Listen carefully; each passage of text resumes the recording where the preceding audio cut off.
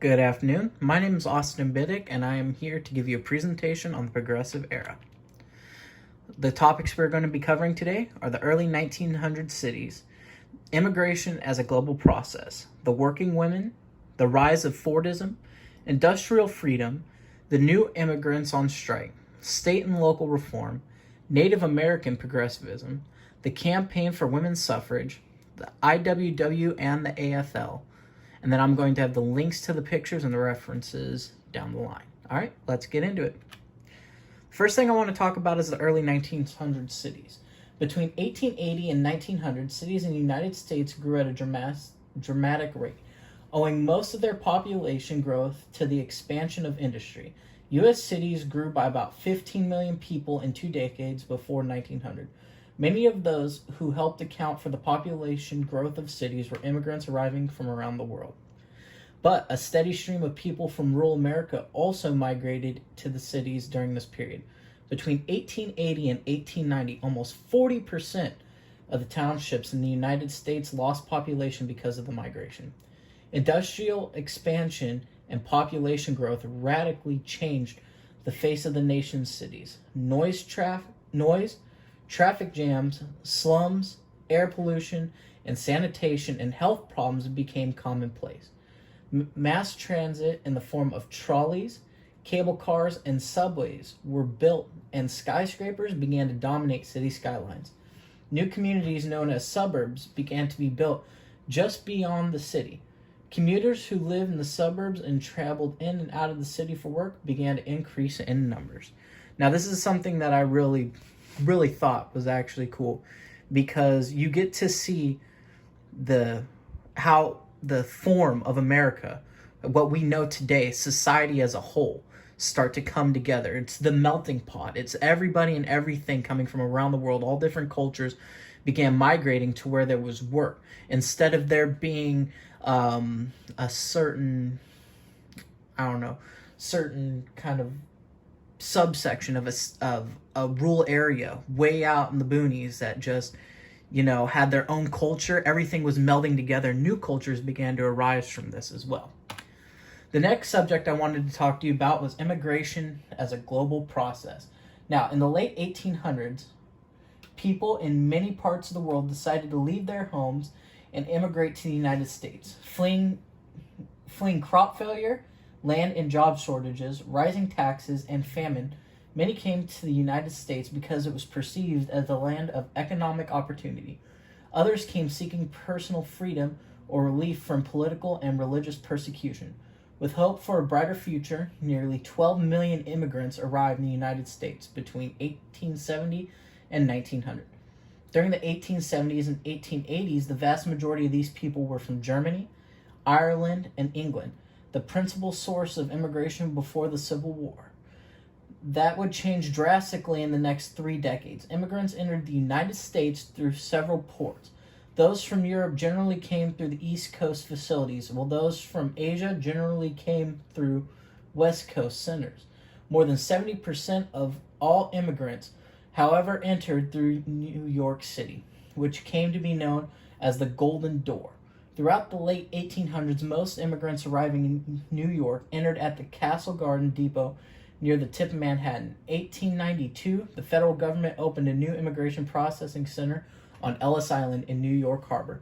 One thing that really interests me about this and the way that it's done, or the way that it's described, is how, up until a certain point, most of the immigrants that were coming over were from Ireland, Germany, and, just places like that in Europe. Places that were, I would like to say, somewhat socially undeveloped. Like their land, their agriculture, everything wasn't as industrialized as it was here. So this gave them a better opportunity to be able to come and make a name for themselves and a life.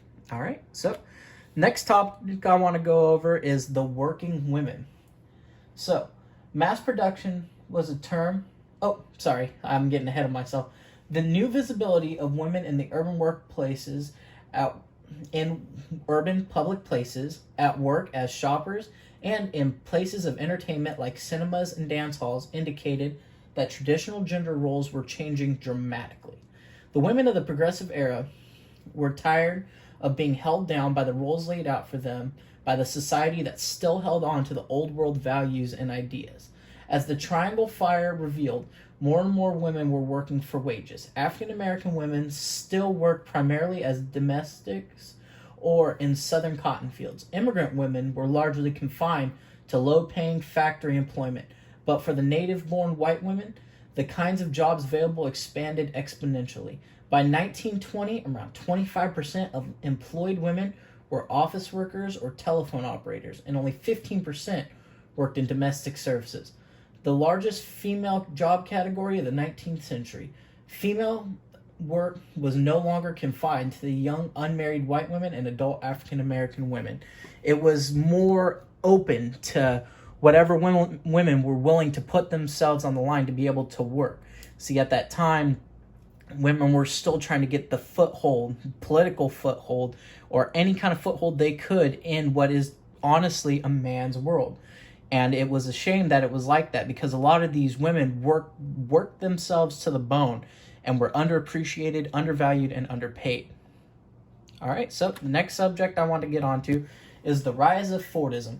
Mass production was a term invented by Henry Ford, the automaker, in 1926. Before that, his system of assembly line manufacturing was called Fordism. The genius of the 19th century industrial economy was its ability to boost productions to maximize output. In the early 20th century, Henry Ford and others like him used the assembly line to maximize production to the point where the economy could simply outproduce the ability of consumers to buy the product. Even if you made it cheaply, and Henry Ford did, there was still more than people wanted to buy or could afford. So the cutting edge of the 20th century industrial economy was built around boosting consumption. You had to get people to buy things, increase their wages so they could spend more, and tempt them to buy stuff they didn't need. Manufacturers even went so far as to purposely make a product so that it wore out quickly or seemed outdated when it was still fairly new. Hence the fashion industry and planned obsolescence, invented by Alfred P. Sloan, boss of General Motors, in 1926. Manufacturers found that if they promoted mass consumption, they boosted profits. Mass consumption held to be developed to accompany mass production. The first mass consumption items were not expensive things like cars or clothes, but cheap things like newspapers.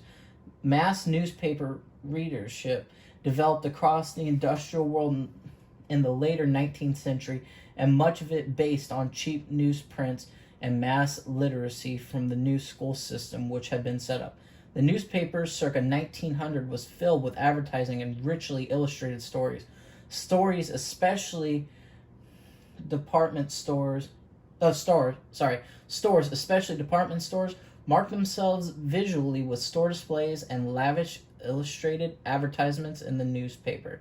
Now, with the boom in industry and everything like that was going on around that time, and with production, flying off the roof, it needed to move forward. So mass consumption really just came in and kind of wiped the floor with everything else that we had known about beforehand.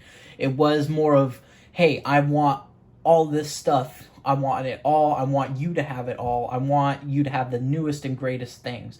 So they had to make things a little bit cheaper, a little bit more worn out. That way they could sell more and boost profits. The next subject I wanted to talk about was industrial freedom. The last half of the 19th century irrevocably transformed the United States. The young nation underwent an unprecedented economic transformation and manufacturing boom, which involved the maturation of the industrial economy, the expansion of corporate America, the rise of national labor unions, and the development of large-scale agriculture. A surge of technological innovations and inventions, like Thomas Edison's incandescent light bulb and Alexander Graham Bell's telephone, fueled this economic growth. The economic boom made the rich richer and the poor poorer, widening the already large economic gap between the two groups. The mechanization of the farming industry catapulted the nation into the world's leading food producer. However, the demand for land would once again renew the conflict with indigenous peoples over their ancestral homelands, leading to a second great removal. The technological innovations that enabled the expansion of corporate America advanced the efforts of productive and extractive enterprises. Yet, the negative ecological effects of these enterprises were just beginning to be confronted by Americans who began to realize the damage being done to the land due to civilized greed. Now, one point that I like was brought up was that around this time, we were starting to realize just what exactly was going on. It was becoming more and more relevant that companies were pushing and pushing and pushing and trying to get their product out. And Americans were starting to realize that with everybody trying to grab a dollar, that it ended up hurting the ecological landscapes and just everything going wrong with, the United States that continues today. So the next subject I wanted to talk about was the new immigrants on strike. So during the Progressive Era, 1900 to 1920, the country grappled with the problems caused by industrialization and urbanization. Progressivism and urban middle-class reform movement supported the government taking a greater role in addressing... I believe I started off on the wrong one. My bad. So, the uprising of 20,000 in New York's garment industry, mentioned earlier, was one of the series of mass strikes among immigrant workers that placed labor demands for the right to bargain collectively at the forefront of the reform agenda. These strikes demonstrated that while ethnic division among workers impeded labor, solidarity and ethnic cohesiveness could also be a basis of unity, so long as the strikes were organized on a democratic basis. I apologize. The IWW did not organize these confrontations, but was sometimes called in by local unionists to solidify the strikers. The IWW organizers printed leaflets, posters, and banners in multiple languages and insisted that each nationality enjoy representation on the committee coordinating a walkout.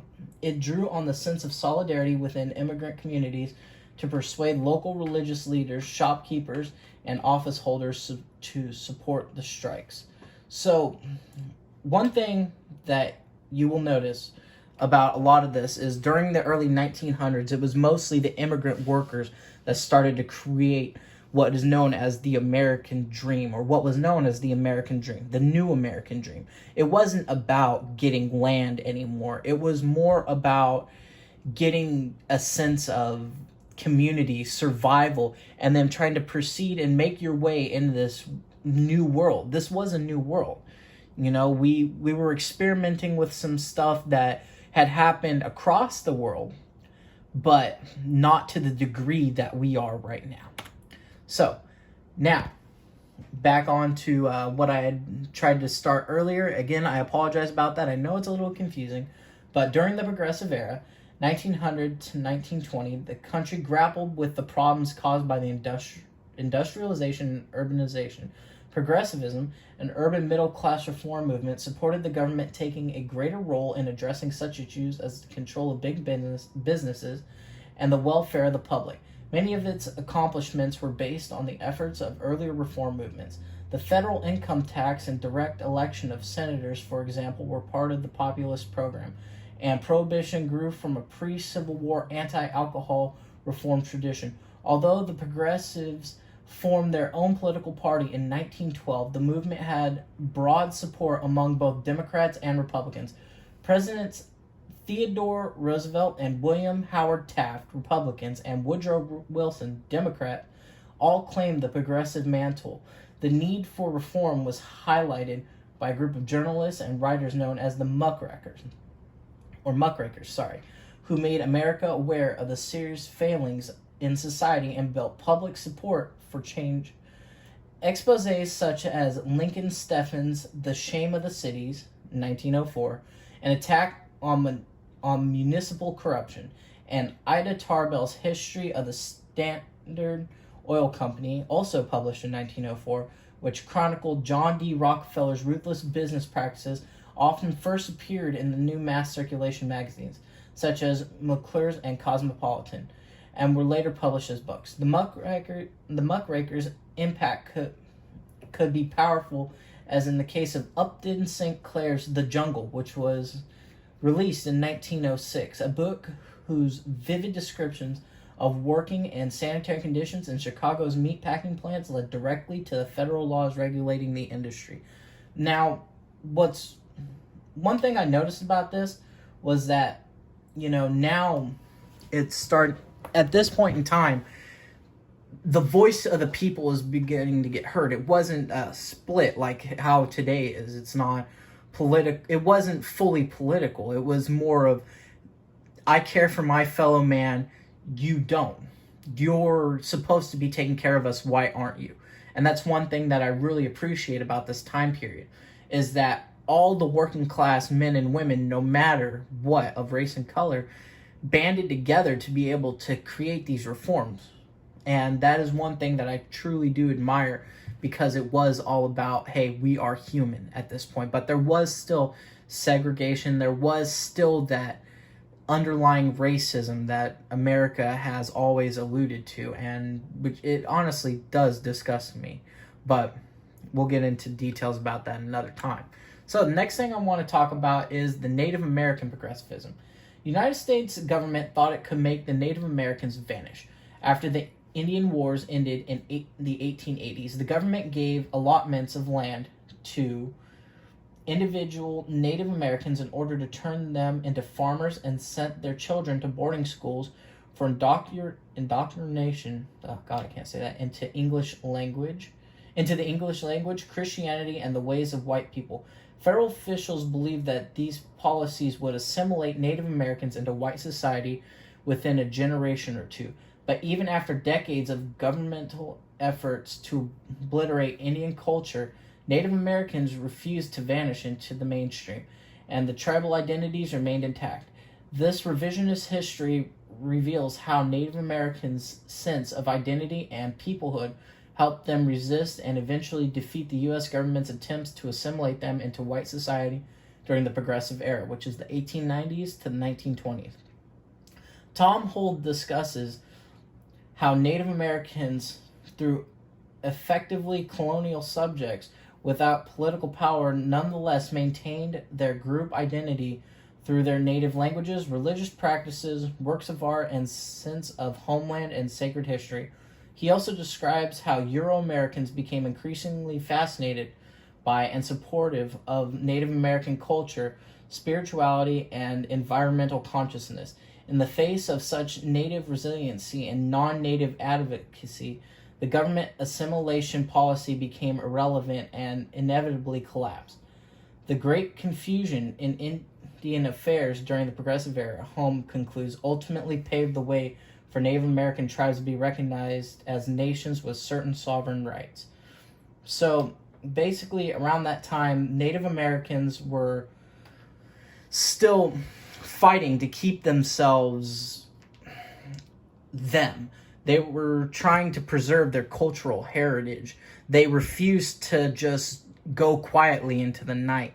They wanted to be known because they were the original people of this land. They were the Native Americans. It's not anything other than that. They did not want to be assimilated into a culture that based itself around barbaric principles, which is honestly what it was around that time. But going on to the next subject is the campaign for women's suffrage. So, immediately after the Civil War, Susan B. Anthony, strong and outspoken advocate of women's rights, demanded that the 14th Amendment include the guarantee of vote for women as well as for African American males. In 1896, Anthony and Elizabeth Cady Stanton founded the National Women's Suffrage Association. Later that year, Lucy Stone, Julia Ward Howe, and others founded the American Women's Suffrage Association. However, not until the passage of the 19th Amendment in 1919 did women throughout the nation gain the right to vote. During the 1800s and early 1900s, women and women's organizations not only worked to gain the right to vote, but they also worked for broad-based economic and political equality and for social reforms. Between 1880 and 1910, the number of women employed in the United States increased from 2.6 million to 7.8 million. Although the women began to be employed in businesses and industry, the majority of better paying positions continued to go to men. At the turn of the century, 60% of all working women were employed as domestic servants. In the area of politics, women gained the right to control their earnings, own property, in the case of divorce, take custody of their children. By 1896, women had gained the right to vote in 4 states: Wyoming, Colorado, Idaho, and Utah. Women and women's organizations also worked on behalf of many social reform issues. By the beginning of the new century, women's clubs in towns and cities across the nation were working to promote suffrage, better schools, and regulations of child labor, women in unions, and liquor prohibition. So, women's suffrage, women's rights, they really started to make way not only for women, they were campaigning for true equality for everybody. It wasn't just berating about how women are better or men are better. They wanted true equality as human beings. You know, it's not just, it wasn't selfish. It was looking out for your fellow man and woman. Regardless of race, color, skin, it didn't matter. What mattered, one of the principles of women's suffrage was not only to get women to the forefront and try to have them stand shoulder to shoulder with men, was also to have everybody be fair and equal. The last thing I wanted to talk about was the AFL and IWW. The American Federation of Labor consisted of a gaggle of autonomous national unions, whereas the IWW was a more unified organization. In the AFL, you join one of the national unions, not the organization itself. In the IWW, you join the organization. The AFL mostly focused on the minority of highly skilled, higher paid workers. The IWW focused mostly on organizing the masses of less skilled workers. In the early 1900s, the big corporations had grown up in a set of huge new industries without unions. The IWW aimed at organizations the workers into national industrial unions. The IWW rejected the AFL practices of collective bargaining by paid officers of no-strike contracts that promised the employer labor peace. The IWW negotiated agreements but refused to make a no-strike pledge which would tie the hands of workers. IWW wanted to be able to emerge in the solidarity strikes with other workers, whereas AFL officials opposed sympathy strikes because this would violate sacred contracts. AFL national leaders sought partnership with the employer and accepted the legitimacy of the capitalist profit scheme. The IWW believed that there was a flat antagonism of interest between workers and employers and proposed to unite the working class into a class-wide struggle against the employing class. Rather than place control of the union in the hand of highly paid, strong leaders at union headquarters, the IWW advocated rank-and-file rule, with rules like term limits and rank-and-file negotiating committees. When they had paid officers, they were limited to a worker's wage. So, honestly, this kind of should hit home for at least a lot of people, I believe, because this is what helps set unions and guidelines and everything else. This is what helped either organize the strikes or took credit for or anything like that helped us progress to where we are today. All right, so here are the links to the pictures that I have. Let me get a little bit closer for you to read, just in case you want to use those for your own. And then here's a list of the references that I have. All right, well, thank you so much for everything that you guys are doing. This is honestly the first video I've ever made, so woohoo, we'll go for it. Let's like it up. But all right, thank you and have a good day.